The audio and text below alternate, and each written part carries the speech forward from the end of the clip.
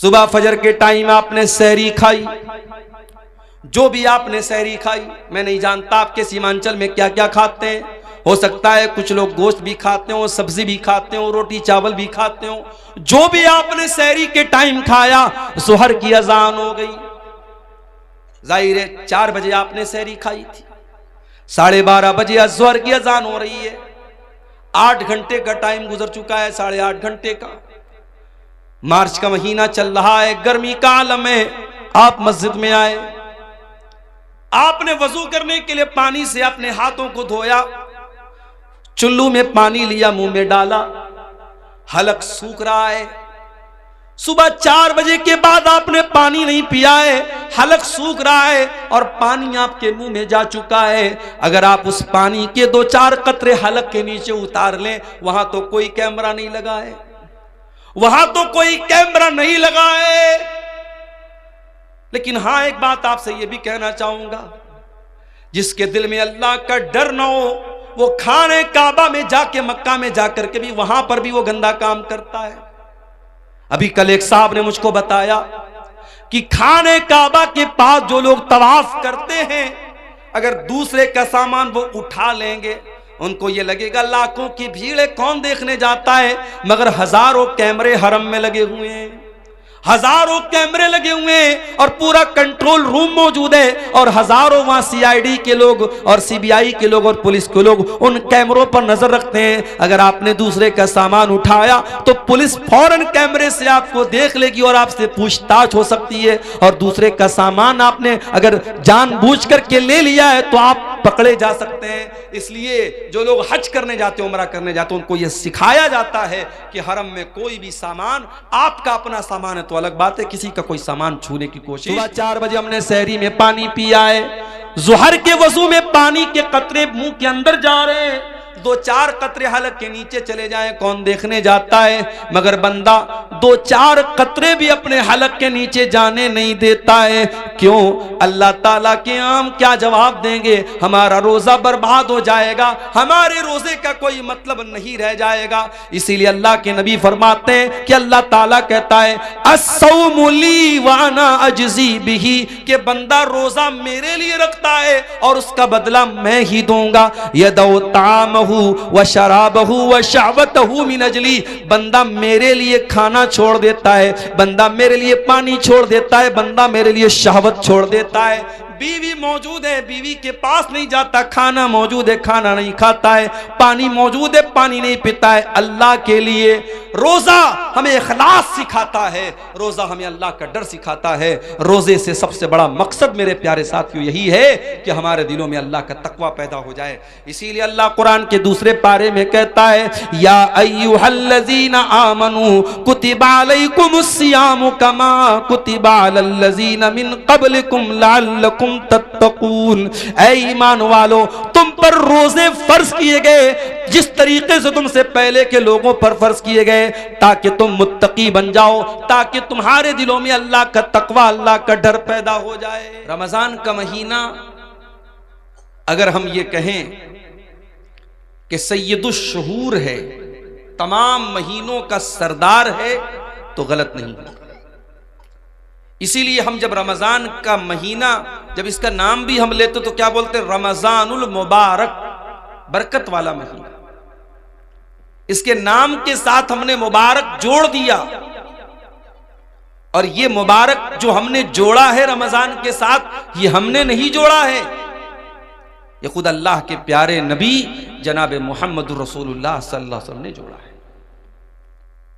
रमजान का महीना जब आता था, अल्लाह के प्यारे नबी वेलकम करते थे, इस्तकबाल करते थे, सहाबे किराम को खुशखबरी देते थे। रमजान का महीना आता था, अल्लाह के नबी अपने सहाबा के सामने खुतबा देते थे और कहते थे अताकुम रमजान शहरुन मुबारकुन फरज़ल्लाहु अज़्ज़ा व जल्ला अलैकुम सियामा। ऐ मुसलमानों, रमजान का महीना आ चुका है, बरकत वाला महीना, मुबारक महीना आ चुका है। जिस महीने के रोजे तुम्हारे ऊपर फर्ज है वो महीना आ चुका है। तुफ्तहु फी अब्वाबुस समा, इस महीने में आसमान के दरवाजे खोल दिए जाते हैं। व तुगलक़ु फ़ीही अब्वाबुल जहीम, और जहन्नम के दरवाजे बंद कर दिए जाते हैं। व तुगल्लु फ़ीही मरदतुश शयातीन, और शैतानों को इस महीने के अंदर कैद कर दिया जाता है, जंजीरों में जकड़ दिया जाता है। लिल्लाहि फ़ीही लैलतुन हिया खैरुम मिन अल्फ़ि शहर, अल्लाह की कसम इस महीने में एक रात ऐसी है जो 1000 महीने से अफजल है। 1000 महीना 84 साल से भी ज्यादा। एक रात, इस महीने में एक रात, और रात किसको बोलते हैं? मगरिब बाद से लेकर के फजर तक का टाइम, यानी मैक्सिमम 12 घंटा, 12-13 घंटा। ये मगरिब बाद से लेकर के फजर तक का टाइम, ये एक रात, अल्लाह के नबी कह रहे हैं कि इस महीने में एक रात ऐसी है जो बेहतर है 1000 महीने से, 84 साल से बेहतर है। मन हुरिमा खैरहा फकद हुरिम, जो उस महीने उस रात की भलाई से महरूम हो गया, जिसको शबे कद्र में नेकी करने का मौका नहीं मिला, शबे कद्र में तिलावत करने का मौका नहीं मिला, जो शबे कद्र में रात में तहज्जुद नहीं पढ़ सका, उससे बड़ा महरूम, उससे बड़ा बदनसीब कोई नहीं। आप शेरशाह वादियों में कल्चर है, जब कोई मेहमान आता है तो खाना बाद में देते हैं, पहले उसको नाश्ता पहले कराते हैं। मैंने जो आमतौर से महसूस किया है कि भाई उसको पहले उसमें प्लेट में या डब्बे में थोड़ा सा मीठा रख देते हैं, थोड़ी सी नमकीन रख देते हैं, कुछ ड्राई फ्रूट्स रख देते हैं, कहीं कहीं सेब की कुछ फाके रख देते हैं, अंगूर रख देते हैं। ये एक मेहमान नवाजी का तरीका है आपके शेरशाहबादी समाज में। मैं देखता हूं, ये महसूस करता हूं पूरे सीमांचल में। क्यों करते हैं आप ऐसा? कि नहीं भाई हमारे दरवाजे पर मेहमान आया है, और मेहमान अगर बड़ा मेहमान हो, रिस्पेक्टेड हो, सम्मान के लायक हो, तो जाहिर है कि आप और ज्यादा उसकी इज्जत करते हैं। जितना बड़ा मेहमान है उसी के हिसाब से आप तैयारी करते हैं। ऐसा तो नहीं हो सकता कि मेहमान आपके घर में आए और कपड़े इधर पड़े हैं, गंदगी पड़ी है, घर में सफाई नहीं है। अगर ऐसा करेंगे तो यह माना जाएगा कि आपके अंदर मैनर नहीं है, आपके अंदर तौर तरीका नहीं है, तमीज नहीं है। मेहमान आने वाला होता है, अपने कमरों को सजाते हैं, अपने घर को सजाते हैं, साफ सफाई करते हैं। ये कॉमन सेंस की बात है जिस पर हम सब अमल करते हैं। मेरे प्यारे साथियों, रमजान का महीना भी तो एक मेहमान बन के आ रहा है। ऐसा मेहमान बन के आ रहा है जो अल्लाह की रहमतें लेकर के आ रहा है। ये महीना हमारे और आपके गुनाहों की बख्शिश का जरिया बन करके आ रहा है। हम अगर चाहें तो इस महीने में अपने गुनाहों को बख्शवा सकते हैं। इस महीने में तरावी की नमाज पढ़ करके हम अल्लाह ताला के मुकर्रब बन सकते हैं। इस महीने का रोजा रख करके अल्लाह से अपने गुनाहों को माफ करवा सकते हैं। इस महीने में कुरान की तिलावत करके अपने गुनाहों के बादलों को हम छांट सकते हैं, साफ कर सकते हैं। होना तो ये चाहिए था, इस महीने के लिए हमारे दिलों में एक एक्साइटमेंट पैदा होती, एक उत्सुकता होती, और हम ज़हनी तौर पर इस महीने के इस्तकबाल के लिए तैयार होते। मगर क्या बात है, लोगों को फिक्र हो रही है कि साहब रमजान आएगा, क्या होगा, दोपहर का खाना कैसे खाएंगे हम। बाज लोग जब रमजान का जिक्र आता है ना तो क्या बोलते हैं, खा लो 2 दिन के बाद दोपहर का खाना नसीब नहीं होगा। यानी रमजान का नाम सुनते ही एक कुछ लोगों के दिल और दिमाग में एक मुसीबत आ जाती है कि यार बड़ी मुश्किल वाला महीना आ गया, 13-13 घंटे 14-14 घंटे भूखे रहना पड़ेगा, 1-1 घंटा 1.5-1.5 घंटा खड़े होकर तरावी की नमाज पढ़नी पड़ेगी, सुबह 4 बजे उठ करके सहरी खाना पड़ेगा। औरतों को अलग फिक्र रहती है, हमको ये बनाना पड़ेगा, वो बनाना पड़ेगा। अगर रमजान के ताल्लुक से ये निगेटिव सोच, ये मनफी सोच, ये नकारात्मक सोच आपके जहन में है तो मेरे प्यारे साथियों ये बहुत अफसोस की बात है। अगर आप वाकई में अल्लाह वाले हैं, अगर आप वाकई ईमान वाले हैं, तो आपको खुश होना चाहिए कि अल्लाह ताला आपकी जिंदगी में एक रमजान का महीना और दे रहा है। हमें से बहुत सारे लोग ऐसे हैं, पिछले साल भी नौशाद भाई की दावत पर आपके गांव में आया था, तकरीर करके चला भी गया था, और जहां तक मुझे याद है वो प्रोग्राम भी रमजान के पहले ही हुआ था। पिछले साल रमजान का महीना गुजरा था और आपके गांव के बहुत सारे लोग उस वक्त जिंदा थे जो आज जिंदा नहीं है, अल्लाह को प्यारे हो चुके हैं। उनमें बूढ़े भी होंगे, उनमें जवान भी होंगे, उनमें मर्द भी होंगे, उनमें औरतें भी होंगी। पिछले साल वो हमारे बीच में थे, इस साल हमारे बीच में नहीं है। मौत ने उनको हमसे दूर कर दिया, वो अल्लाह के पास चले गए और अल्लाह ताला ने हमारी जिंदगी में एक और रमजान का महीना दे दिया है। मेरे प्यारे भाइयों, हम वो खुश नसीब लोग हैं जो अपनी जिंदगी में एक रमजान और देखने वाले हैं इंशाअल्लाह। ये कोई मामूली बात नहीं है, ये अल्लाह ताला का बहुत बड़ा करम है, उसकी बहुत बड़ी कृपा, बहुत बड़ी मेहरबानी, बहुत बड़ी इनायत है कि वो एक रमजान हमको और दे रहा है। और रब्बे काबा की कसम, जिसको जिंदगी में एक रमजान एक्स्ट्रा मिल रहा है, वो उसके बराबर, वो इंसान जिसको उसके मुकाबले में एक रमजान कम मिला हो, वो दोनों कभी बराबर नहीं हो सकते। जिसको 2024 का रमजान मिला और 25 के आने से पहले वो अल्लाह के यहां चला गया, तो वो इंसान आपके बराबर नहीं हो सकता अगर वाकई में आप रमजान को रमजान की तरह गुजारेंगे। आइए मैं एक वाकया आपको सुनाता हूं। इब्ने माजा की सही रिवायत है। हदीस के रावी कौन है? अबू तलहा रजी अल्लाह ताला अन्हु। माफ कीजिएगा, तलहा, अबू तलहा नहीं, तलहा, अबू तलहा अलग है, तलहा अलग है। अबू तलहा अंसारी साहबी है और तलहा मुहाजिरीन में से है। हजरत तलहा रजी अल्लाह ताला अन्हु फरमाते हैं, ये तलहा बिन उबैदुल्लाह कौन है? जो उन 10 सहाबा में से जिनको अल्लाह के नबी ने जन्नत की खुशखबरी सुनाई थी। मैं पूछूं अगर अपने नौजवानों से, अपनी बहनों से, जरा बताओ कि वो 10 सहाबा कौन है जिनको नबी ने नाम लेकर के जन्नती कहा था, तो हमारे बहुत सारे नौजवान हैं जो दाएं बाएं झांकने लगेंगे, नहीं मालूम। उनसे ये पूछ लो कि इंडिया की टीम के 11 क्रिकेटर्स के नाम क्या है, पूरा बता देंगे। आईसीसी की चैंपियनशिप में इंडिया कौन से पायदान पे चल रही है, फौरन बता देंगे। टॉप 1 पर कौन सा बल्लेबाज है, टॉप 1 पर कौन सा गेंदबाज है, फौरन बता देंगे। क्यों? इंटरेस्ट है, शौक है। मोबाइल पर स्कोर देख रहे हैं, मैच देख रहे हैं, शौक है। हमें दीन सीखने का शौक होता तो हमें नबी के सहाबा का नाम भी मालूम होता। अभी एक बच्चे का नाम किसी ने पूछा तो मैंने कहा कि नाम रख दीजिए उसैरिम। आप लोगों ने नाम सुना है उसैरिम? बोलो भाई, सुना है? किसका नाम है? उसैरिम।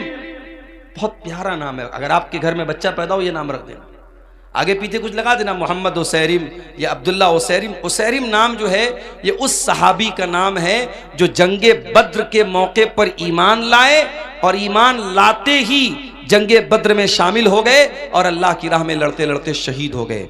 उलमा ने लिखा है कि ये वो सहाबी हैं जिन्होंने एक टाइम की नमाज भी नहीं पढ़ी थी, ईमान लाए और ईमान लाते ही अल्लाह की राह में लड़ते लड़ते शहीद हो गए और जन्नत में जाएंगे। एक नमाज पढ़े बगैर भी जो जन्नत में जाएंगे, उस सहाबी का नाम है उसैरिम। अलिफ स्वाद या रामीम, उसैरिम। ये नाम रख सकते हैं आप। साहब, हम सहाबा के नाम पर अपने बच्चों के नाम रखो। 10 सहाबा जन्नती हैं। चलो मैं आपको गिना देता हूं। अबू बकर, उमर, उस्मान, अली, ये तो सब जानते हैं। उसके अलावा साद बिन अबी वक्कास रजी अल्लाह ताला अन्हु, सईद बिन ज़ैद रजी अल्लाह ताला अन्हु, अब्दुर्रहमान इब्न औफ रजी अल्लाह ताला अन्हु, अबू उबैदा इब्न जर्राह रजी अल्लाह ताला अन्हु, तलहा रजी अल्लाह ताला अन्हु, ज़ुबैर रजी अल्लाह ताला अन्हु। ये टोटल 10 सहाबा हैं जिनका नाम लेकर के नबी ने जन्नती होने की बशारत सुनाई। उन 10 में से कौन है? तलहा बिन उबैदुल्लाह। उनकी रिवायत है और रिवायत कहां है? इब्ने माजा के अंदर, बिल्कुल सही रिवायत है।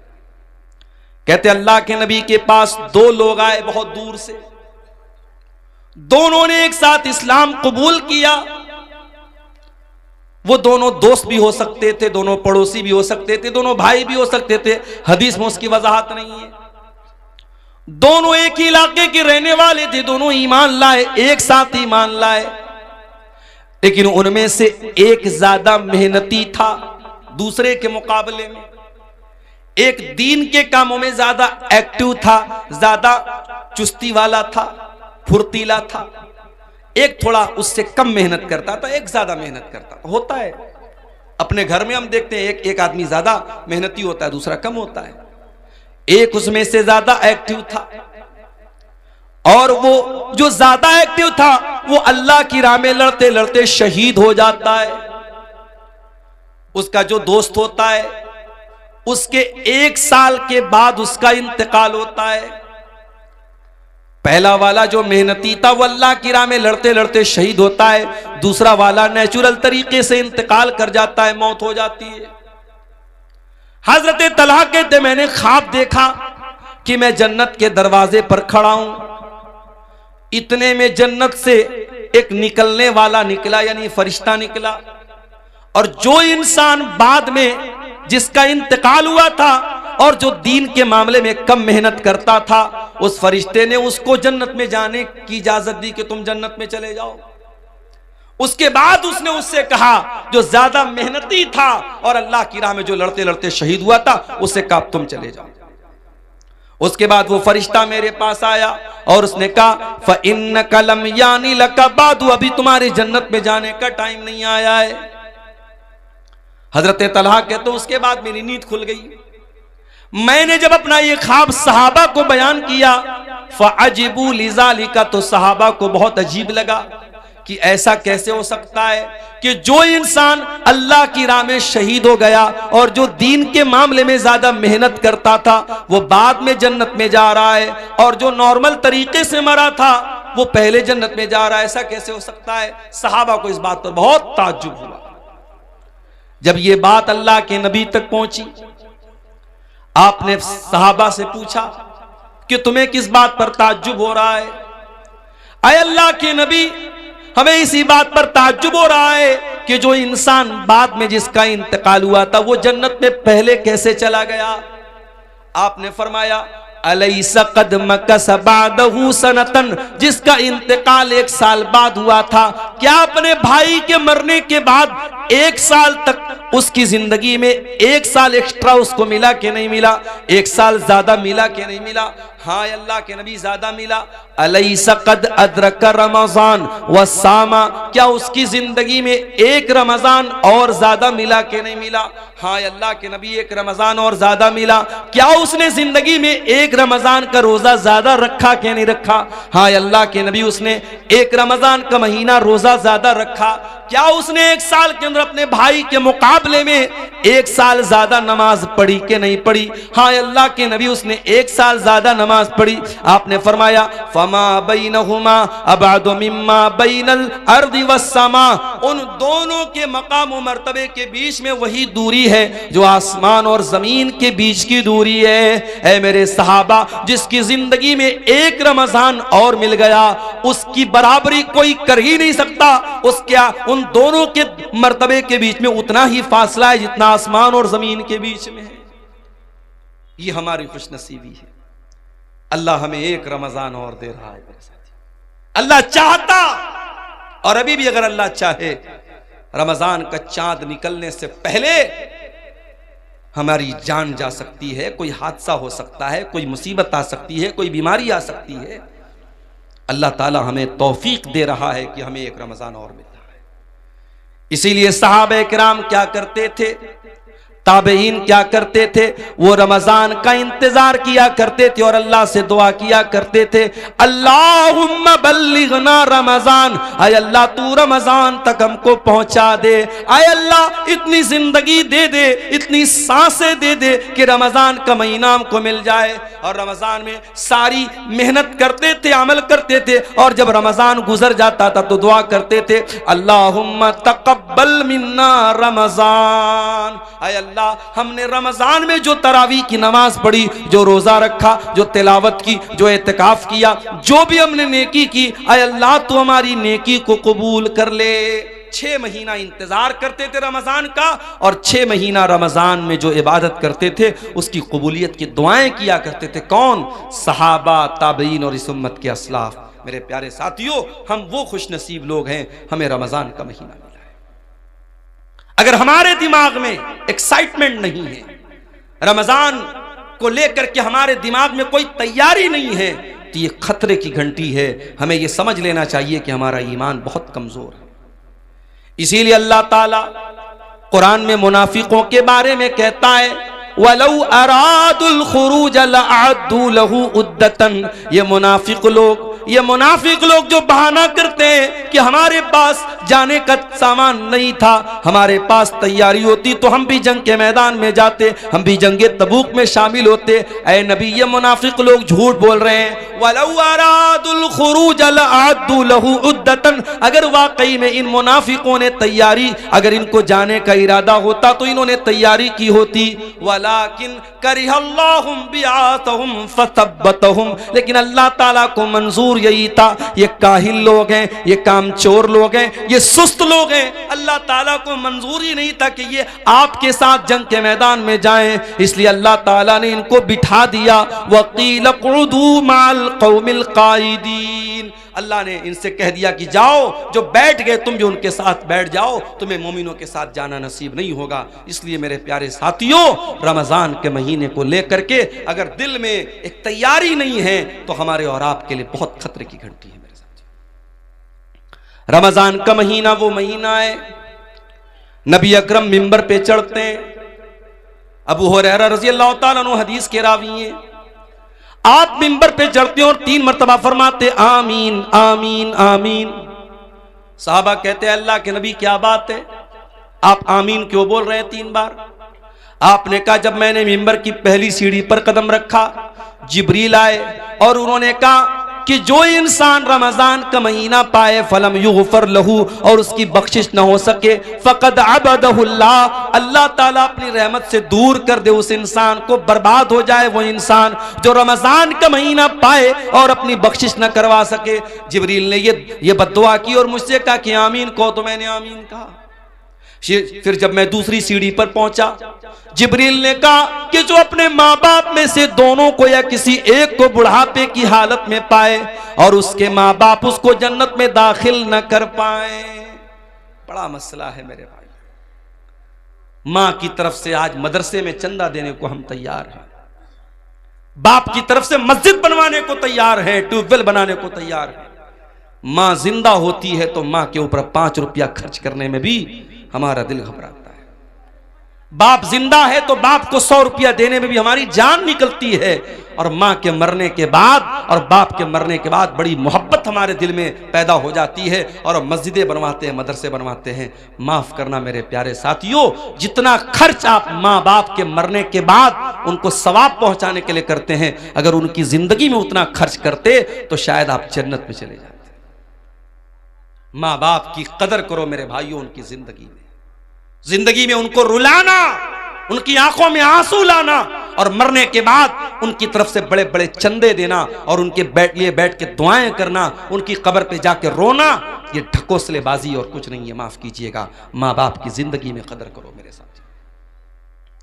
जिसको बुढ़ापे में माँ बाप मिले और माँ बाप उसको जन्नत में दाखिल न कर पाए, अल्लाह के नबी कहते जिब्रील ने कहा अबअदहुल्लाह, अल्लाह ताला ऐसे इंसान को अपनी रहमतों से दूर कर दे।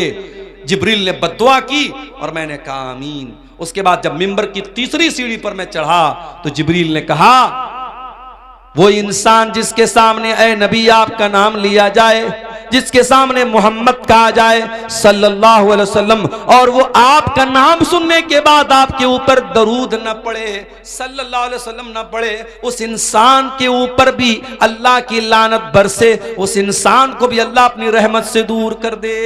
जिब्रील ने यह बद्दुआ की और मैंने आमीन कहा। ये 3 बद्दुआएं थीं जो फरिश्तों के सरदार ने बद्दुआ की थी और नबी ने आमीन कही थी। मेरे प्यारे साथियों, कितना बड़ा बदनसीब है वो इंसान जिसकी जिंदगी में रमजान का महीना आए और वो अब अल्लाह ताला के यहां अपनी बख्शिश न करवा सके। और ये भी याद रखिए, कुरान करीम में अल्लाह ताला ने अगर किसी एक महीने का नाम लिया है तो वो भी सिर्फ और सिर्फ रमजान का महीना है। महीने तो 12 हैं मगर अल्लाह ने सिर्फ एक महीने का नाम लिया और वो महीना रमजान का महीना है। और जब अल्लाह ने रमजान के महीने का नाम लिया कुरान के दूसरे पारे में तो क्या कहा अल्लाह ने? अल्लाह ने ये नहीं कहा रमजान रोजे का महीना है, अल्लाह ने ये नहीं कहा रमजान तरावी का महीना है, अल्लाह ने ये नहीं कहा रमजान एतिकाफ का महीना है, अल्लाह ने ये नहीं कहा रमजान ज़कात का महीना है, अल्लाह ने फरमाया शहरु रमज़ान अल्लज़ी उन्ज़िला फ़ीहिल कुरआन, रमजान का महीना वो महीना है जिसमें कुरान उतारा गया, हुदल लिन्नास, और ये कुरान सारी मानवता के लिए मार्गदर्शन का काम करता है, सारी इंसानियत को सच्चाई का रास्ता दिखाता है। हुदल लिन्नास व बय्यिनातिम मिनल हुदा वल फुरकान, और कुरान की आयतें सच्चाई को खोल खोल के बयान कर देती हैं, हक और बातिल को खोल खोल के बयान कर देती हैं। पता ये चला कि कुरान वो रमजान वो महीना है जिसमें कुरान उतरा था। अच्छा, अब एक सवाल ये पैदा होता है कि कुरान तो इकट्ठा नहीं उतरा, कुरान तो अल्लाह के नबी के ऊपर थोड़ा थोड़ा 23 साल में उतरा, तो फिर इसका क्या मतलब है कि कुरान रमजान के महीने में उतरा? तो इसको भी नोट कर लो कि कुरान दो तरीके से उतरा है। एक तो कुरान लौहे महफूज से मुकम्मल आसमान दुनिया पर, ये जो आसमान हमको नजर आता है ना, ये जो पहला आसमान है इसका नाम आसमान दुनिया है। दुनिया मतलब करीब, क्योंकि ये आसमान हमसे सबसे ज्यादा करीब है इसलिए इसको आसमान दुनिया कहा जाता है। इसके ऊपर 6 आसमान और हैं। तो अल्लाह ताला ने लौहे महफूज से आसमान दुनिया पर जो कुरान उतारा है वो रमजान के महीने में उतारा है अपने प्यारे नबी के ऊपर, रमजान के महीने की आखिरी अशरे की किसी रात में। और वो रात कौन सी है? ये वही रात है जिसको लैलतुल कद्र कहा गया और जिसके बारे में अल्लाह ने कुरान की सूरत नाजिल की, इन्ना अंज़लनाहु फी लैलतिल कद्र वमा अदराका मा लैलतुल कद्र लैलतुल कद्र खैरुम मिन अल्फि शहर। ऐ मेरे नबी, इस कुरान को हमने लैलतुल कद्र में उतारा है और आप क्या जाने के लैलतुल कद्र क्या है? लैलतुल कद्र खैरुम मिन अल्फि शहर, लैलतुल कद्र तो 1000 महीने से बेहतर है।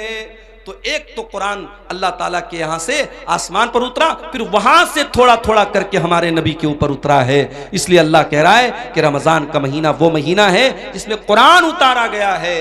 और आज अफसोस की बात है, हमारा वो नौजवान जो 24 घंटे में हजारों बार मोबाइल खोलता है कि व्हाट्सएप पर किसका मैसेज आया, इंस्टा पर किसका मैसेज आया, फेसबुक की पोस्ट को कितने लोगों ने लाइक कर लिया, और इंस्टाग्राम के फोटो को कितने लोगों ने लाइक कर लिया, व्हाट्सएप के स्टेटस को कितने लोगों ने देख लिया। एक एक मैसेज को पढ़ता है, एक एक लाइक को देखता है। लोगों के लाइक की इतनी परवाह करने वाला इंसान, शायद इतनी मर्तबा तूने कुरान को पढ़ा होता तो अल्लाह तुझे लाइक कर लेता। अगर तूने कुरान से इतना ताल्लुक जोड़ा होता तो अल्लाह की नजर में तू पसंदीदा हो जाता। मेरे प्यारे साथियों, आप जिससे मोहब्बत करते हैं उसके मैसेज का इंतजार करते हैं। अगर आप अब्दुल गफ्फार साहब से मोहब्बत करते हैं और आपने उनको मैसेज किया है और आपके मैसेज को उन्होंने ओपन तक नहीं किया, खोला तक नहीं, और आपसे 1 साल के बाद अब्दुल गफ्फार साहब मिले और कहा कि अरे यार क्या हाल चाल है, दोस्ती का आपको जो है दम भरने की कोशिश की और दोस्ती का नाम लिया, तो आप गुस्से में कहेंगे कि अरे भाई जाओ, आप तो इतने बड़े इंसान हैं कि आपने मेरा मैसेज तक खोल के नहीं देखा, आप क्या दोस्ती की बात करते हैं। दुनिया में हम देखते हैं कि दोस्त का मैसेज आता है तो ऐसा नहीं हो सकता कि हम दोस्त भी माने और उसका मैसेज इग्नोर कर दें। मेरे प्यारे साथियों, अल्लाह का कलाम और अल्लाह का मैसेज है ये कुरान, और ये कुरान आज हमारे घरों में गर्द खा रहा है, धूल और मिट्टी खा रहा है। कुरान रखा हुआ है रेशम के कपड़े में लपेटकर, उस कुरान को कभी खोलने की हम कोशिश तक नहीं करते। मेरे प्यारे साथियों, यही वजह है कि हमारे दिल कठोर से कठोर होते चले जा रहे हैं, हमारे दिलों पर ताले लगे हुए हैं। दिल के ताले को अगर खोलना है तो कुरान से अपना ताल्लुक जोड़ लो। मेरे प्यारे साथियों, कुरान कहता फला यतदब्बरूनल कुरान मा ला कुलूबिन अक़फ़ालुहा, तुम कुरान के ऊपर गौर क्यों नहीं करते? कहीं ऐसा तो नहीं तुम्हारे दिलों के ऊपर ताले लगे हुए हैं, कहीं ऐसा तो नहीं कि तुम्हारे दिल लॉक हो चुके, तुम्हारे दिल का पासवर्ड कुरान है, तुम्हारे दिल का पैटर्न कोड कुरान है, तुम्हारे दिल के लॉक को अनलॉक करने का तरीका कुरान के अंदर गौर करना है। जब तुम कुरान के ऊपर गौर करोगे तो तुम्हारे दिल का लॉक खुल जाएगा। हमारे दिल की क्या हैसियत है? कुरान तो वो किताब है, अल्लाह कहता है लौ अंज़लना हाज़ल कुरान अला जबलिन, इस कुरान को हमने किसी पहाड़ के ऊपर भी उतारा होता, लरअयतहु खाशिअम मुतसद्दिया, तो तुम देखते कि पहाड़ भी अल्लाह के खौफ से रेजा रेजा हो जाता। तरावी पढ़ाने वाले को कितना पैसा देते हो? बास जगहों पर तो साहब मसला लोग पूछते हैं, मौलवी साहब तरावी पढ़ाने वाले को पैसा देना जायज है कि नहीं? अच्छा, मतलब तुम ये पूछ रहे हो कि तरावी पढ़ाने वाले को पैसा देना जायज़ है कि नहीं? वो बेचारा पूरे महीने खड़ा होकर के तरावी की नमाज में कुरान पढ़ा रहा और तुम उसको चंद पैसे देते हो तो मसला पूछ रहे हो कि पैसा देना जायज़ है कि नहीं? शर्म आनी चाहिए और चुल्लू भर पानी में डूब मरना चाहिए। फ्री है। झाड़ू लगाने वाला भी आपके मोहल्ले में आता है तो उसकी तनख्वाह लेता है। ऐ मुसलमान, तूने सबसे हकीर समझा है तो कुरान को समझा है। कुरान पढ़ने पढ़ाने वाले का उसने पैसा मांग लिया तो जान निकलती है तेरी। पिछले साल एक न्यूज़ मैंने पढ़ी थी, गुजरात में अहमदाबाद में एक हाफिज साहब ने तरावी की नमाज पढ़ाई थी। उनको वहाँ की जो मस्जिद के मुसल्लियान थे, किसी ने खुश होकर के 4 व्हीलर दे दी थी। 4 व्हीलर की चाबी के साथ हाफिज साहब का फोटो आया था। हमारे यहाँ तो लोग सुन करके साहब बेहोश हो जाएंगे, अरे तरावी पढ़ाने वाले को 4 व्हीलर मिल गई। तरावी पढ़ाने वाला, कुरान पढ़ने वाला, कुरान पढ़ाने वाला तुम्हारी नजर में हकीर होगा, मेरे रब की नजर में वो हकीर नहीं है। मेरे प्यारे साथियों, मेरे रब की नजर में कुरान पढ़ाने वाले का इतना ऊंचा मकाम है, नबी की नजर में इतना ऊंचा मकाम है। अल्लाह के नबी फरमाते खैरुकुम मन तअल्लमल कुरान व अल्लमहु, तुम में सबसे बेहतरीन इंसान वो है जो कुरान को पढ़ता है, पढ़ाता है, कुरान को सीखता है, सिखाता है। याद रखो मेरे प्यारे साथियों, आप कब्र में जाएंगे, वहां भी ये कुरान आपके काम आएगा। कब्र में सवाल पूछा जाएगा, मुनकर नकीर सवाल पूछेंगे, मन रब्बू का, तेरा रब कौन है? मन नबियों का, तेरे नबी कौन है? माँ दीनों का, तेरा दीन क्या है? 3 सवाल होगा कब्र में, 3 सवाल होगा।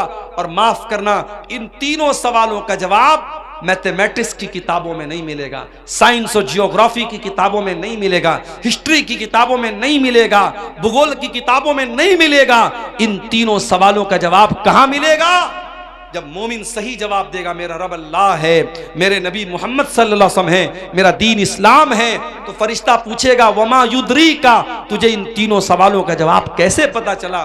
तो बंदा कहेगा करा तो किताब अल्लाह फ़आमनतु बिही वसद्दक़तु, मैंने कुरान को पढ़ा था, मैं कुरान पर ईमान लाया था, मैंने कुरान को सच माना था, कुरान के जरिए मुझे इन तीनों सवालों का जवाब मिला है। मेरे प्यारे साथियों, ये कुरान कब्र में भी आपके काम आएगा।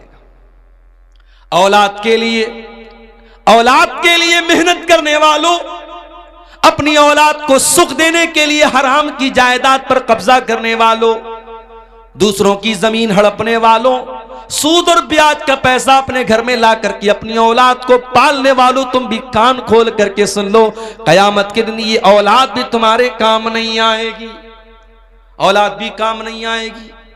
कुरान कहता है यौम यफिरुल मरउ मिन अखी व उम्मिही व अबी व साहिबतिही व बनी, कयामत के दिन इंसान अपनी माँ को देख करके भागेगा, अपने बाप को देख करके भागेगा, अपनी बीवी को छोड़ करके भागेगा, अपने भाई को छोड़ करके भागेगा, अपनी बीवी बच्चों को छोड़ करके भागेगा, अपनी औलाद को छोड़ करके भागेगा। क्यों भागेगा? लिकुल्लि इम्रिइम मिनहुम यौमइज़िन शानुन युग़नी, इसलिए कि कयामत के दिन किसी के पास इतनी फुर्सत नहीं होगी कि वो दूसरे का हाल चाल ले।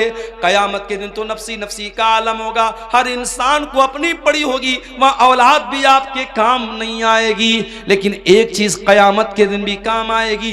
कौन सी चीज? अल्लाह के नबी फरमाते हैं इक़राउल कुरान, ओ लोगो कुरान पढ़ा करो, फ़इन्नहु याती यौमल क़ियामति शफ़ीउन लिअस्हाबिही, इसलिए कि कयामत के दिन कुरान आएगा, तुम्हारे हक में सिफारिश करेगा, कुरान तुम्हारे लिए लड़ेगा अल्लाह की बारगाह में और कहेगा अल्लाह, जब दुनिया रात में सोया करती थी तेरा ये बंदा रात में कुरान पढ़ा करता था, जब दुनिया दिन में काम और धंधे में लगी रहती थी ये बंदा खाली टाइम में कुरान पढ़ा करता था। कुरान आपके लिए लड़ेगा और कुरान आपके लिए हुज्जत बनेगा, दलील बनेगा कयामत के दिन। रमजान का महीना कुरान का महीना है मेरे साथ, कोशिश करो। मैं ये नहीं कहता कि आप इतना कुरान खत्म कर लो, मैं ये नहीं कहता कि आप डेली एक कुरान खत्म कर लो, वो सबके बस की बात नहीं। उलमा ने यह भी लिखा है 3 दिन से कम टाइम में कुरान खत्म करना मना है, मगर रमजान का महीना या और कोई ऐसा टाइम जिसमें ज्यादा नेकी करने का हुक्म दिया गया है उसमें आपको मना नहीं है। उसमें आप अगर चाहें तो रमज़ान में डेली आप एक कुरान ख़त्म कर सकते, बल्कि बाज़ उलमा बाज़ अइम्मा से साबित है कि वो रमज़ान में डेली एक कुरान ख़त्म करते थे। आम दिनों में मना है कि 3 दिन से कम टाइम में कुरान खत्म ना किया जाए, ताकि बहुत जल्दी जल्दी कुरान ना पढ़ा जाए, कुरान को समझ के पढ़ा जाए। मगर रमज़ान के महीने में आप जितनी स्पीड के साथ और जितना ज़्यादा कुरान पढ़ें, कोई हरज की बात नहीं। आप तिलावत सही करें, अच्छे अंदाज में करें, जल्दबाजी के चक्कर में कुरान का माना और मतलब ना खराब करें। लेकिन अगर आप जितना भी पढ़ सकते हैं कुरान ज़्यादा ज़्यादा पढ़ें। मैं एक आपको तरीका बताता हूँ। हमारे यहाँ जो वो कुरान होता है हाफिजी कुरान, जिसमें से हमारे हाफिज लोग कुरान देख करके याद करते हैं। अगर आप उस कुरान को अपने सामने रखें, उसमें एक पारे में 20 पेज होते हैं। आपको क्या करना है, हर नमाज के पहले अजान हुई ज़ोहर की, अल्लाहु अकबर, आप मस्जिद में पहुंच जाओ और अजान के बाद आप मस्जिद में पहले 2 रकात सुन्नत पढ़ लो और बैठ करके 2 पेज आप उसको पढ़ लो। सिर्फ 2 पेज। 2 पेज पढ़ने में 5 मिनट लगेगा आपको। हाफिजी कुरान की बात कर रहा हूं, जो 16 लाइन का 15 लाइन का आता है, आयत पर शुरू होता है, आयत पर खत्म होता है, उस कुरान की बात कर रहा हूं। 2 पेज आपने पढ़ लिया नमाज के पहले। अब जोहर की नमाज आपने पढ़ी, जोहर की नमाज के बाद सुन्नत आपने पढ़ लिया, 2 रकात या 4 रकात, जितनी भी अल्लाह ने आपको तौफीक दी। उसके बाद आप बैठे हैं मस्जिद में, अब फिर कुरान खोलिए और 2 पेज और पढ़ लीजिए। 2 पेज नमाज के पहले, 2 पेज नमाज के बाद, 4 पेज हो गए। ऐसा ही आप 5 टाइम की नमाज में कर लीजिए। सिर्फ इतना कर लीजिए आप रमजान में कि हर नमाज के पहले 2 पेज पढ़ना है, हर नमाज के बाद 2 पेज पढ़ना है। 5 टाइम की नमाज में आपके 20 पेज हो जाएंगे। एक पारा आपका आराम से डेली, आप कोई एक्स्ट्रा टाइम आपको नहीं निकालना पड़ा। 5 मिनट आपने नमाज के पहले निकाला, 5 मिनट नमाज के बाद निकाला।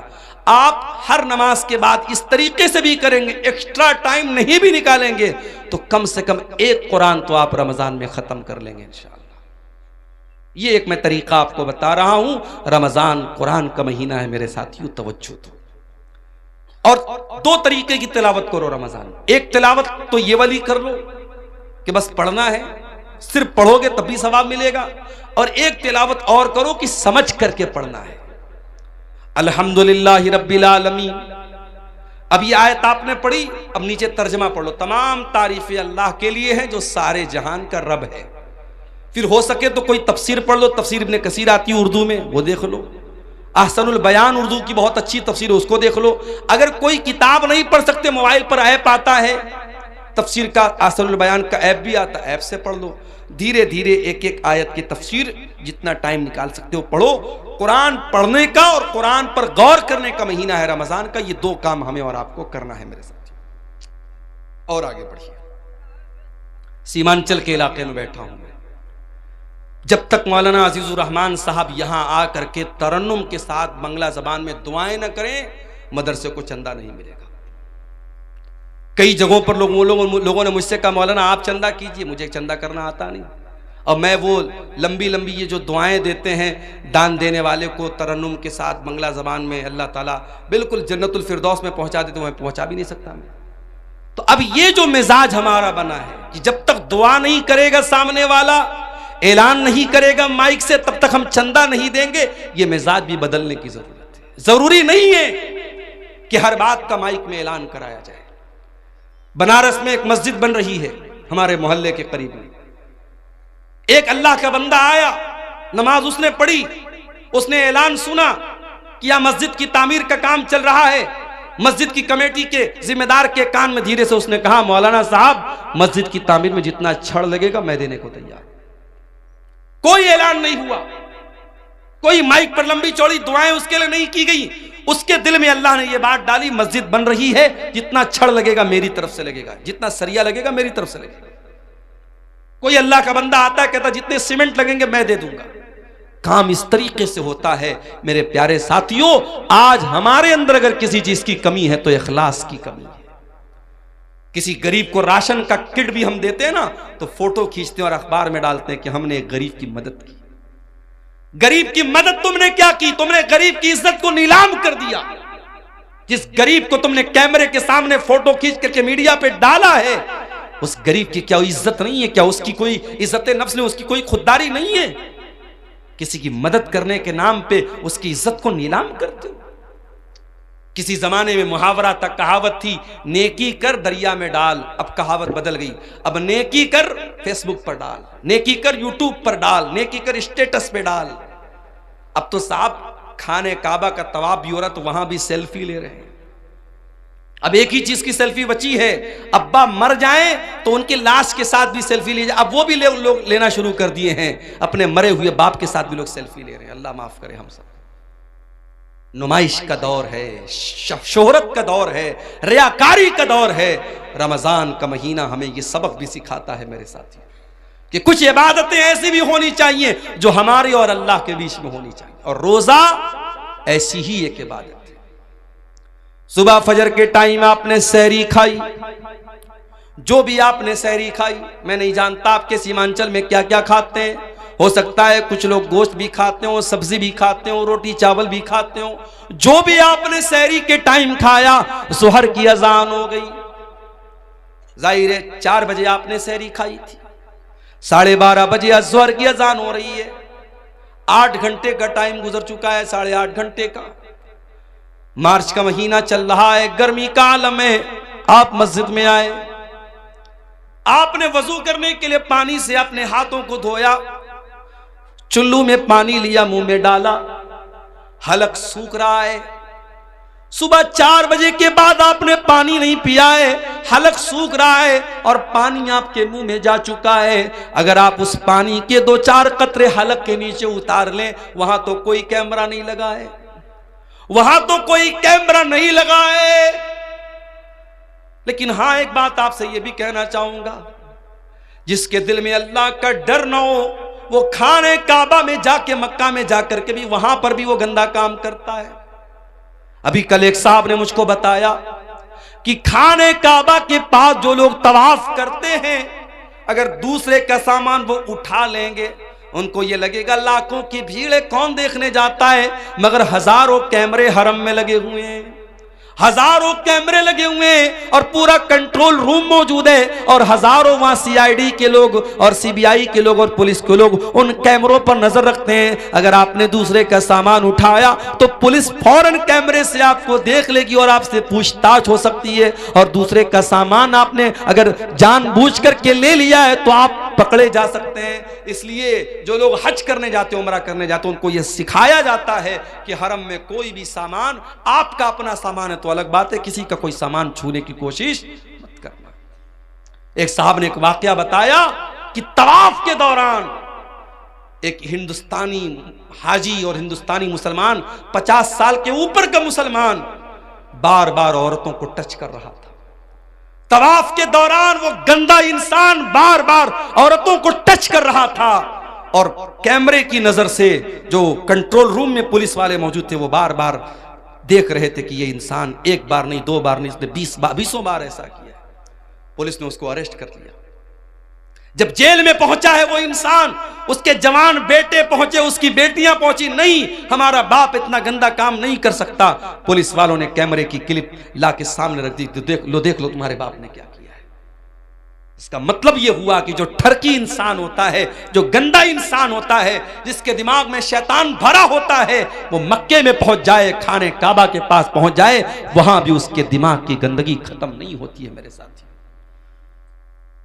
आपको खाने काबा के पास भी इतना गंदा काम करने से अगर कोई चीज रोक सकती है, अल्लाह का डर और अल्लाह का तकवा ही रोक सकता है। और रमजान का रोजा हमें यही सिखाता है मेरे साथियों। सुबह 4 बजे हमने सहरी में पानी पिया है, जुहर के वजू में पानी के कतरे मुंह के अंदर जा रहे हैं, 2-4 कतरे हलक के नीचे चले जाए, कौन देखने जाता है। मगर बंदा 2-4 कतरे भी अपने हलक के नीचे जाने नहीं देता है। क्यों? अल्लाह ताला के आम क्या जवाब देंगे? हमारा रोजा बर्बाद हो जाएगा, हमारे रोजे का कोई मतलब नहीं रह जाएगा। इसीलिए अल्लाह के नबी फरमाते हैं कि अल्लाह ताला कहता है अस्सौमु ली व अना अजज़ी बिही, कि बंदा रोजा मेरे लिए रखता है और उसका बदला मैं ही दूंगा। यदौ ताम तआमहु व शराबहु व शहवतहु मिन अजली। बंदा मेरे लिए खाना छोड़ देता है, बंदा मेरे लिए पानी छोड़ देता है, बंदा मेरे लिए शहवत छोड़ देता है। बीवी मौजूद है, बीवी के पास नहीं जाता, खाना मौजूद है, खाना नहीं खाता है, पानी मौजूद है, पानी नहीं पीता है अल्लाह के लिए। रोजा हमें इखलास सिखाता है, रोजा हमें अल्लाह का डर सिखाता है। रोजे से सबसे बड़ा मकसद मेरे प्यारे साथियों यही है कि हमारे दिलों में अल्लाह का तकवा पैदा हो जाए। इसीलिए अल्लाह कुरान के दूसरे पारे में कहता है, या अय्युहल्लज़ीना आमनू कुतिबा अलैकुमुस्सियामु कमा कुतिबा अलल्लज़ीना मिन क़ब्लिकुम लअल्लकुम तत्तकून। ऐ ईमान वालो, तुम पर रोजे फर्ज किए गए जिस तरीके से तुमसे पहले के लोगों पर फर्ज किए गए, ताकि तुम मुत्तकी बन जाओ, ताकि तुम्हारे दिलों में अल्लाह का तकवा, अल्लाह का डर पैदा हो जाए। तो रमजान के अंदर तकवा पैदा करो मेरे साथियों। और आगे बढ़िए, रमजान के अंदर एक काम हमें और भी करना है। रमजान दुआ का महीना है। कुरान में जहां अल्लाह ताला ने रमजान के रोजे का जिक्र किया, वहीं पर फरमाया व इज़ा सालका इबादी अन्नी फइन्नी करीब। ऐ मेरे नबी, जब मेरे बंदे आपसे मेरे बारे में सवाल करें, उन्हें जवाब दे दो, मैं करीब हूं, मैं करीब हूं। उजीबु दावत दाई, मैं दुआ करने वाले की दुआ को सुनता हूं। शर्त यह है फल यस्तजीबूली वल युमिनू बी, कि बंदा मेरी बात माने और मेरे ऊपर ईमान रखे। रमजान दुआ का महीना है मेरे साथियों। जब आप भूखे प्यासे रह करके अल्लाह की बारगाह में हाथ फैलाते हैं, अल्लाह आपकी दुआ को रायगा नहीं करता, अल्लाह आपकी दुआ को लौटाता नहीं है।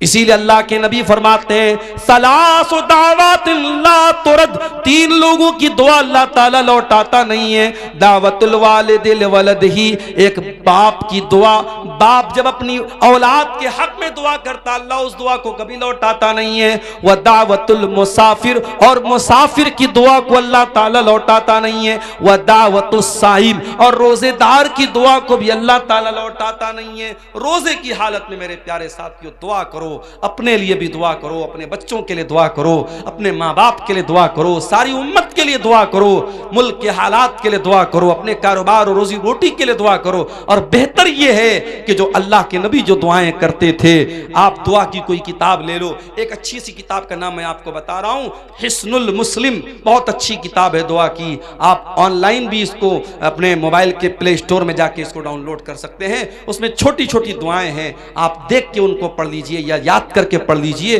दुआओं को रोजे की हालत में खूब कीजिए।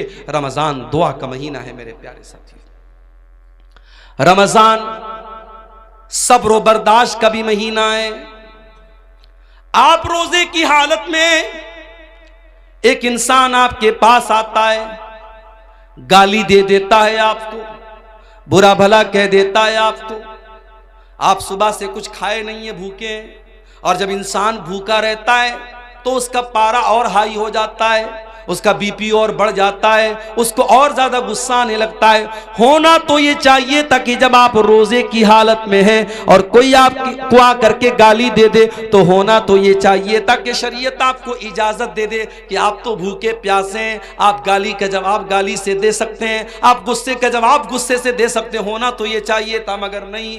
अल्लाह के नबी फरमाते हैं, जब तुम में से कोई रोजे की हालत में हो, फ़इन इम्रुउन क़ातलहु व साब, अगर कोई गाली गलोच करे, अगर कोई लड़ाई करे, तो गाली के जवाब में गाली न दे, लड़ाई के जवाब में लड़ाई न करे, बल्कि साफ साफ कह दे, इन्नी साइम, मैं रोजे की हालत में हूं, मैं रोजे की हालत में लड़ नहीं सकता।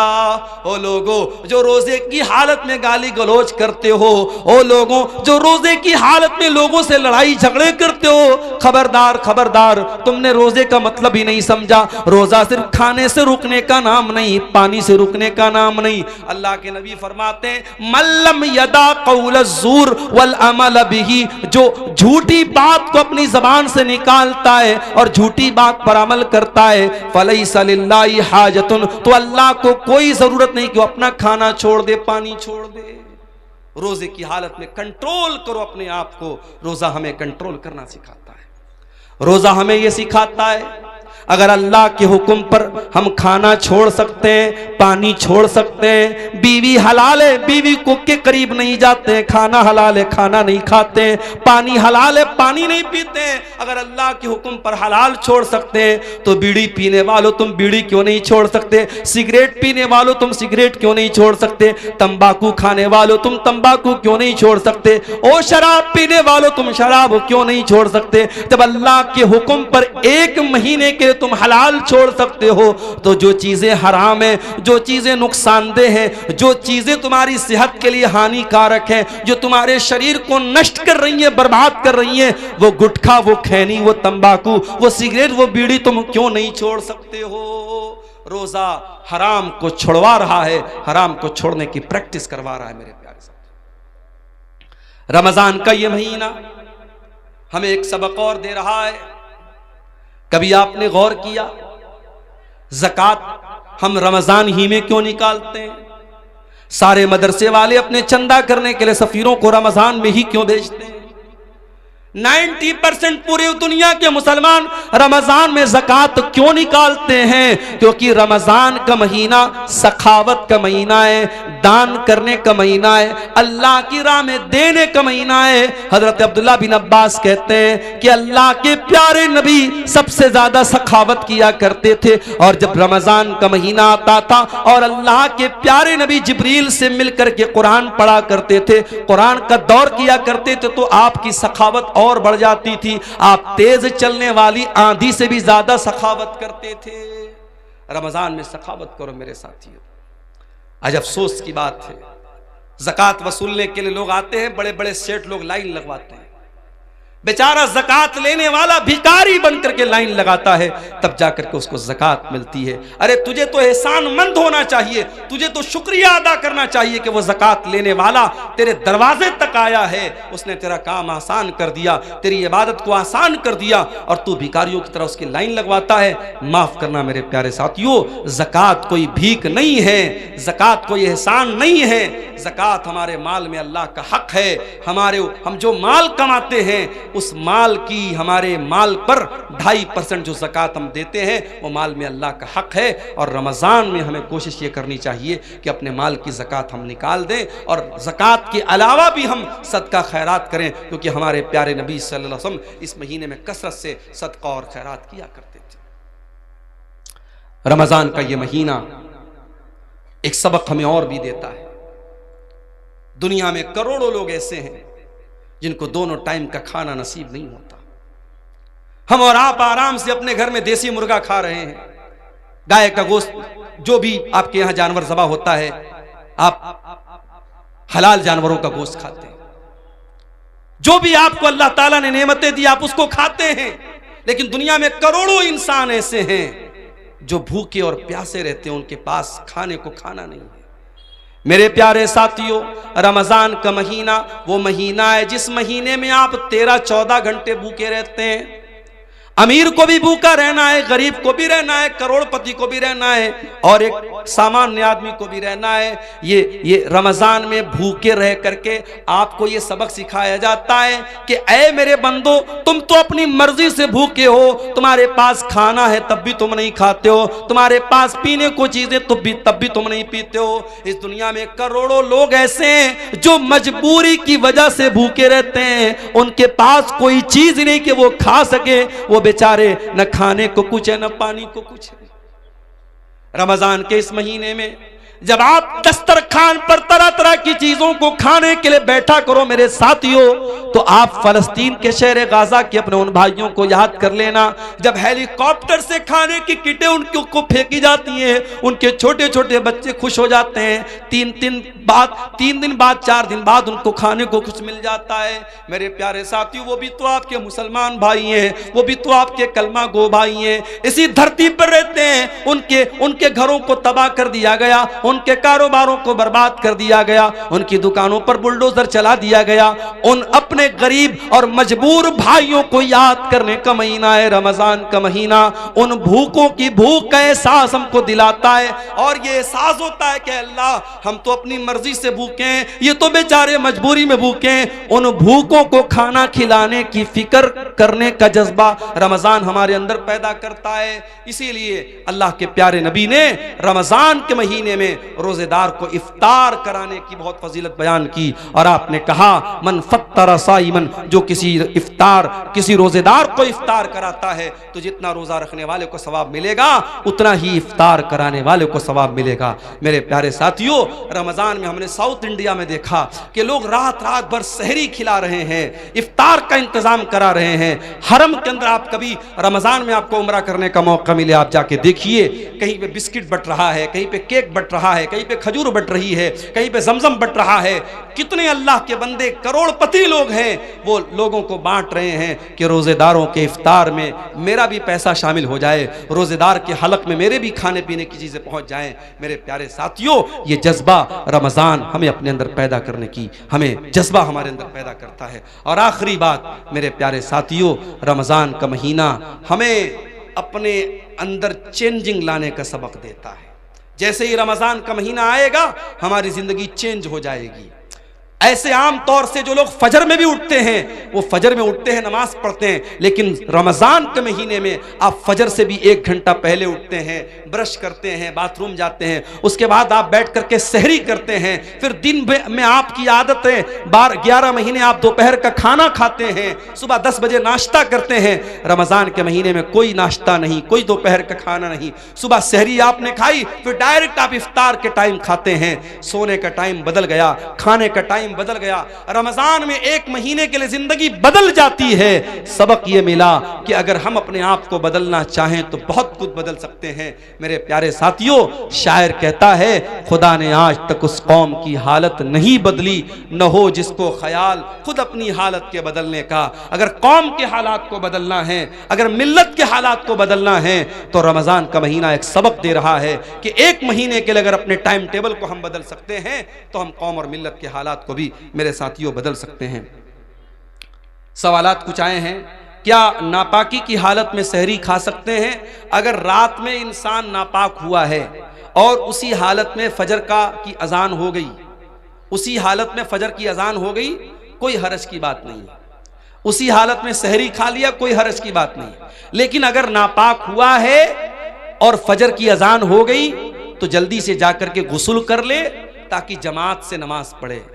अगर कोई इंसान नापाकी की हालत में रह जाता है और जानबूझ करके फजर की नमाज छोड़ देता है और फिर सुबह सो करके उठता है 9 बजे 10 बजे और फिर नहा धो के नमाज पढ़ता है, तो ये गलत है और ये सही नहीं है। नमाज को टाइम पर पढ़ना है। आपका रोज़ा सही हो जाएगा अगर आप नापाकी की हालत में सहरी करते हैं, मगर जमात से नमाज फ़र्ज है, उसको इंसान को नहीं छोड़ना चाहिए। इसलिए अगर कोई जनाबत की हालत में है तो जल्दी से गुस्ल कर ले ताकि जमात से नमाज पढ़ सके। क्या बिना सहरी खाए रोज़ा रख सकते हैं? बिना सहरी खाए नफिल रोज़ा तो रख ही सकते हैं। रमज़ान का रोज़ा भी रख सकते हैं, मगर एक शर्त है कि रात में आप ये नियत करके सोए हों कि हाँ मुझे कल सुबह रोज़ा रखना है। नफिल रोज़े में नियत ज़रूरी नहीं है। नफिल रोज़े में आप फजर के टाइम अगर उठे, अजान हो गई, आपके दिल में इरादा पैदा हुआ कि आज मैं रोज़ा रख लेता हूँ, सहरी नहीं खाई आपने फजर के बाद नियत कर ली, आप नफिल रोज़ा रख सकते हैं। मगर रमज़ान में रात ही में आपको दिल में ये इरादा करना पड़ेगा कि हाँ मुझे कल रोज़ा रखना। अगर ये इरादा करके आप सोए थे और सुबह आपकी नींद नहीं खुल पाई सहरी में, तो बगैर सहरी के भी आपका रोज़ा हो जाएगा। रोज़े की हालत में थूक निगलना कैसा है? ऑटोमेटिक नेचुरली तौर पे अगर कुछ थूक आपका हलक के अंदर चला जाता है तो कोई हरज की बात नहीं, लेकिन जानबूझ के अपने मुंह में ढेर सारा थूक बनाना और उसको निगलना, ये मुनासिब बात नहीं। ये जो है अखलाक के भी खिलाफ बात है, ऐसा नहीं करना चाहिए। बहरहाल उससे रोज़ा तो नहीं टूटेगा, मगर ऐसा करना ठीक नहीं है। क्या रोज़ेदार रोज़े की हालत में बीवी का बोसा ले सकते हैं? ले सकते हैं, मगर एक शर्त के साथ कि इंसान को अपने ऊपर कंट्रोल हो।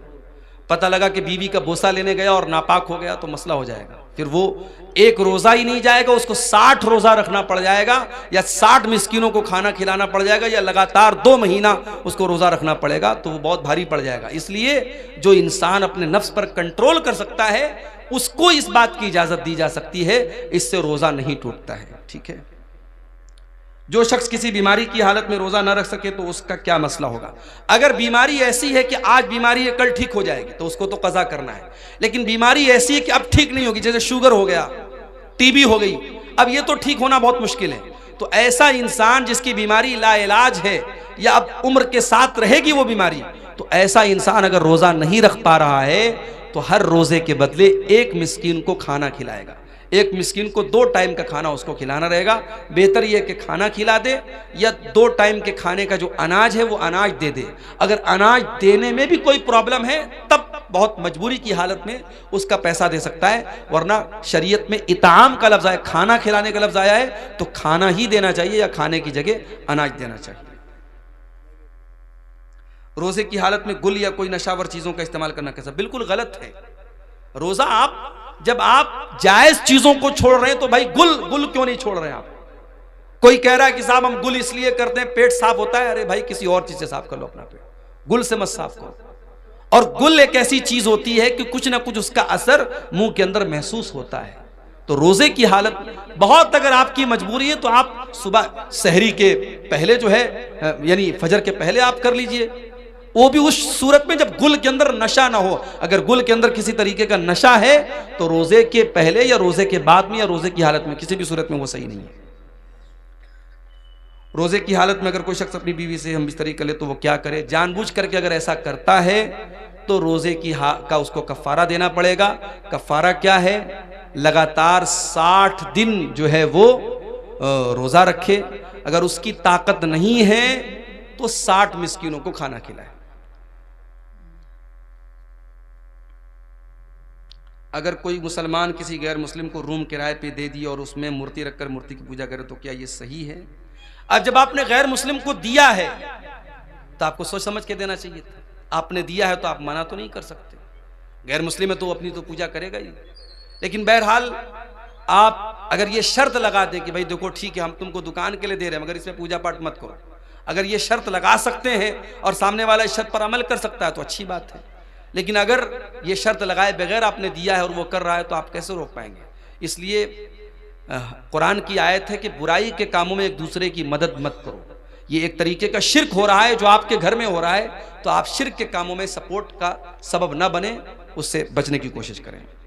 क्या मदरसे में सदक़तुल फित्र देना चाहिए? कोई आलिम बोलते हैं कि दे और कोई बोलते हैं न दे।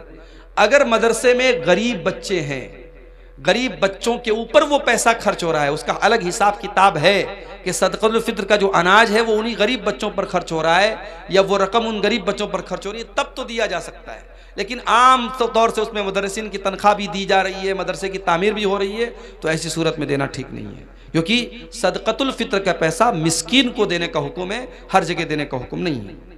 जो आलिम खुद अमल नहीं करता और वो दूसरों को वाज़ नसीहत करता है तो क्या सही है? जाहिर है कि सही तो नहीं है। लिमा तक़ूलूना मा ला तफ़अलून, वो बात क्यों कहते हो जो तुम करते नहीं हो? क्या हलाल जानवर का खुसिया खा सकते हैं? जानवर जब हलाल है तो उसके बदन की तमाम चीजें हलाल है, कोई भी चीज मकरूह नहीं है। ठीक है, अल्लाह ताला से दुआ है अल्लाह ताला हम सबको नेक अमल की तौफीक अता फरमाए। रब्बुल आलमीन हमें कहने सुनने से ज़्यादा अमल की तौफीक दे, ईमान पर कायम रखे, ईमान पर हम सबका खात्मा हो। आमीन व आखिर दावाना अल्हम्दुलिल्लाहि रब्बिल आलमीन। वस्सलामु अलैकुम।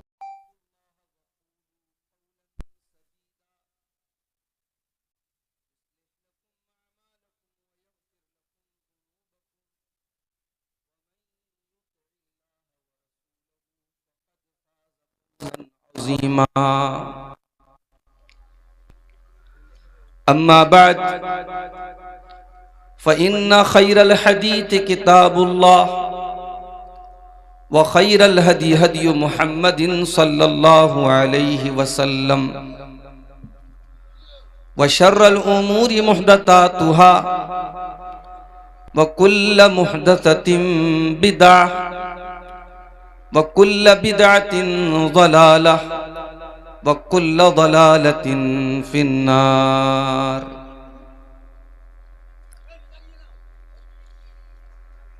अऊज़ु बिल्लाहि मिनश शैतानिर रजीम।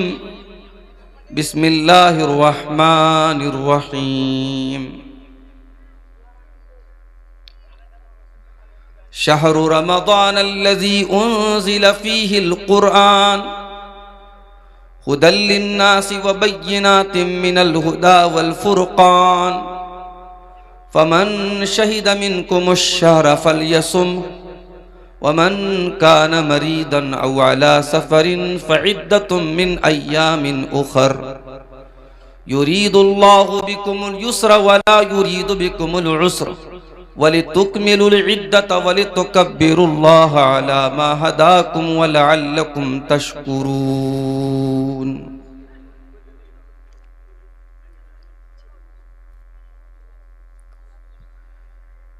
नबी के सहाबा के रस्ते पे चल के, नबी के सहाबा के रस्ते पे चल के दिलों का सुकून हमने हासिल किया है। लगा है नशा जब से जन्नत का हमको, उचाटप न जी इस जहां से हुआ है। नबी के सहाबा के रस्ते पे चल के दिलों का सुकून हमने हासिल किया है। वो ताइफ की वादी में खा खा के पत्थर हमारे लिए जो तड़पता रहा था, वो ताइफ की वादी में खा खा के पत्थर हमारे लिए जो तड़पता रहा था, उसी के तरीक़े को पैरों से रौंदा। भला खुद बताओ ये कैसी वफा है। उसी के तरीक़े को पैरों से रौंदा। भला खुद बताओ ये कैसी वफा है। ये वो मौत है दोस्तों जिसकी खातिर नबी ने भी मांगी थी रब से दुआएं। ये वो मौत है दोस्तों जिसकी खातिर नबी ने भी मांगी थी रब से दुआएं। कटाया है इस राह हमें जिसने सर को, खुदा की कसम वो अमर हो गया है। खुदा की कसम वो अमर हो गया है। सुनो ओहद के पार से ये सदाएं, अनस बिन नजर की तुम्हें कह रही हैं। सुनो ओहद के पार से ये सदाएं, अनस बिन नजर की तुम्हें कह रही हैं। जो अल्लाह की राह में जान लुटा दे, वही असल में आशिक़े मुस्तफ़ा है। जो अल्लाह की राह में सर कटा दे, वही असल में आशिक़े मुस्तफ़ा है। मोहतरम उलमाए किराम, बुजुर्गों और दोस्तों, नौजवान साथियों, माँओं और बहनों, प्यारे बच्चों, आज के इस प्रोग्राम में जो इसके कन्वीनर हैं, इसके रूह रवा हैं जनाब नौशाद आलम साहब, उन्होंने जब इस प्रोग्राम का वक्त मुझसे लिया तो उन्होंने ये कहा कि शेख हमारे यहाँ प्रोग्राम जल्दी ख़त्म हो जाएगा और आपको 10:30 बजे तक हम लोग स्टेज पर बिठा देंगे। लेकिन 12 बजे मैं माइक पर बैठा हूँ। बहुत देर से आप हजरात उलमा के बयानात समात कर रहे थे। मुझसे पहले शेख अजीज़ुर रहमान बुखारी हफ़िज़हुल्लाह तकरीर के साथ साथ इस इदारे के लिए चंदा भी कर रहे थे। आप हजरात ने अल्हम्दुलिल्लाह दिल खोल कर उनके हाथों पर चंदा दिया भी है। अल्लाह आपके इन सदक़ात को, इन चंदों को, इन अतियात को अल्लाह कबूल फरमाए और मज़ीद हमारे जो भाई और बहन, हमारी माएँ बहनें जो अभी तक इस नेकी के काम से पीछे रह गई हैं और जिन्होंने अभी तक इस मदरसे में ताउन नहीं किया है, उनसे अपील भी करता हूँ। चंदा करने वाला मौलवी मैं नहीं हूँ, ये भी एक हुनर है, एक फ़न है। हमारे शेख अजीज़ुर रहमान साहब बड़े माहिर हैं इस फ़न के। मैं तो इस फ़न से बहुत नावाकिफ़ हूँ, फिर भी अपनी टूटी फूटी ज़ुबान में मैं आप सबसे अपील करता हूँ। हम जानते हैं ये दोनों भाई नौशाद आलम और शहनवाज आलम, इन दोनों भाइयों की सरपरस्ती में ये इदारा चल रहा है और बड़ी परेशानियों से आज के दौर में इदारा चलाना आसान काम नहीं है। इस ऐसे इलाके में जहाँ मैं पिछले साल भी आया था तो बड़ी मुश्किल से जो है नदी थी और उसके ऊपर पतला सा पुल बना हुआ था, कैसे कैसे आया था। इस बार जो है आया तो पता लगा नदी का पानी सूख गया है, मगर अभी भी कोई पुल वगैरह नहीं बना है। बहुत ही पिछड़ा इलाका और बहुत ही सहूलतों से महरूम इलाका है ये। ऐसे इलाके में ये मदरसा चलाना ये आसान काम नहीं है। आप सबसे गुजारिश है जो इस गांव के भी हैं और जो आसपास से आए हैं और जो हमारी माएँ बहनें आई हैं, सबसे अपील करता हूँ कि आप इस जलसे की जो असल इसका मकसद है इदारे का ताउन, उस मकसद को आप ज़रूर अपने सामने रखें और दिल खोल करके अपनी अपनी हैसियत के मुताबिक इदारे का ताउन करें। अल्लाह ताला हम सबको इसकी तौफीक अता फरमाए, आमीन।